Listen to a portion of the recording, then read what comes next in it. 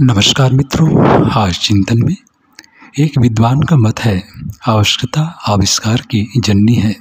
आज दुनिया में बहुत सी वस्तुएं जो हमें उपलब्ध हैं, चाहे वे भौतिक हो अथवा आध्यात्मिक, वे सब की सब हमारी आवश्यकताओं की देन है। हमारी आवश्यकता ही तो वह अलादीन का चिराग है जिसने इतने सारे संशोधनों को हमारी सेवा में प्रस्तुत कर दिया है। परंतु हमें अर्थशास्त्र के नियम सिद्धांतों को एकदम से भुला नहीं देना चाहिए। आवश्यकताएं असीमित हैं और इनके पूर्ति के साधन सीमित हैं। इन सीमित साधनों से असीमित आवश्यकताओं की तृप्ति संभव नहीं है। यदि हम अपनी आवश्यकताओं को बढ़ा लें अथवा साधनों का गलत उपयोग करने लग जाएं, तो अपनी अनेकों परेशानियों के कारण स्वयं बन जाएंगे। इतना ही नहीं, कभी तो ये परेशानियां समाज और देश के लिए भी घातक सिद्ध होती हैं। आज समाज में यत्र तत्र सर्वत्र यह रोना धोना सुना और देखा जा सकता है कि इस महंगाई रूपी सुरसा ने परिवार की सारी आमदनी निगल जाने का फैसला कर लिया है। परिवार की अच्छी खासी आमदनी के बावजूद इस कमर तोड़ महंगाई के कारण गुजर बसर करना संभव नहीं हो पाता। फलतः मानव मन अशांत एवं क्लांत रहता है। यह हाल उन लोगों का है जिनकी आमदनी अच्छी है। फिर कम आमदनी वालों का महंगाई के मारे क्या हाल होना चाहिए, इस बात की कल्पना अच्छी तरह की जा सकती है। अधिकतर जो लोग अनावश्यक एवं फिजूल खर्ची के आदी होते हैं, वे लोग अच्छी आमदनी के बावजूद भी अपना खर्च चलाने में असमर्थ रहते हैं। वे इच्छाओं के वशीभूत होकर हर वस्तु को एकत्रित करने का प्रयास करते हैं। ऐसा करने वाले बहुधा वे लोग ही होते हैं जो कि इच्छाओं और आवश्यकताओं के अंतर को समझाते नहीं हैं। इच्छाओं और आवश्यकताओं में बहुत अंतर है। आवश्यकताओं के भी भेद होते हैं जिनमें अनिवार्य आवश्यकताएं अधिक महत्वपूर्ण होती हैं। एक व्यक्ति के लिए रोटी, कपड़ा और मकान पहली आवश्यकता है। तात्पर्य यह है कि आवश्यकताएं यदि उचित क्रम में हो तो कभी न कभी पूरी भी हो सकती है, परंतु इच्छाओं की कोई सीमा नहीं है। मनुष्य उन्हें कभी भी पूरा नहीं कर सकता। प्रायः यह देखा गया है कि लोग अपनी आवश्यकता को ध्यान में रखे बगैर ज़्यादा वस्तुएं क्रय करने के चक्कर में मुसीबतें मोल लेते रहते हैं।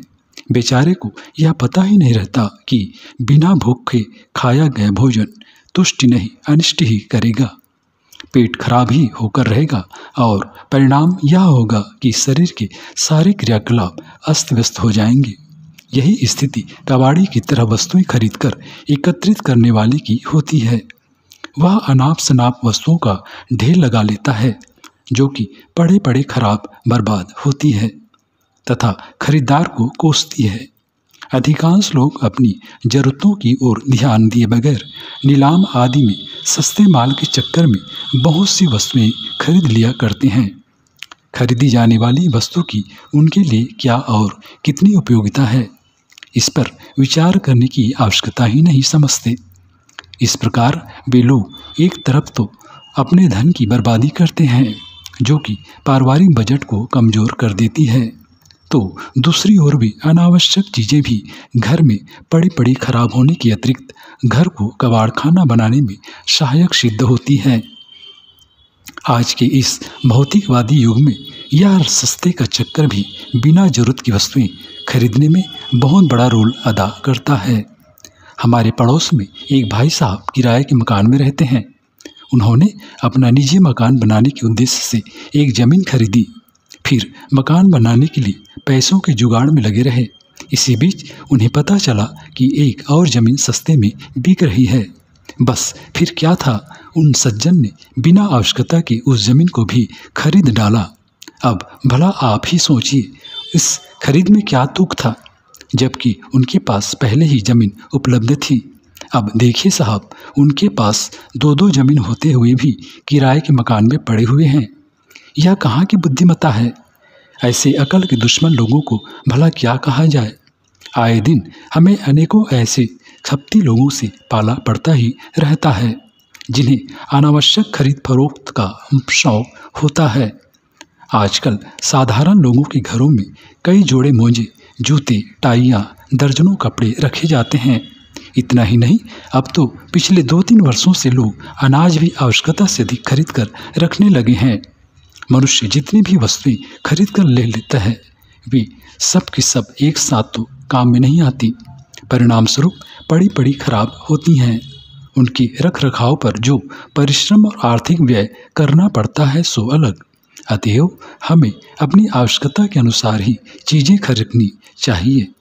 अगर हम सुखी जीवन की आकांक्षा रखते हैं तो जितना चादर उतनी ही पैर फैलाने वाली बात को अपने ऊपर चरितार्थ करना होगा और बिना जरूरत चीज़ों को खरीदकर घर को गोदाम बनाने की बुरी आदत से छुटकारा पाना होगा।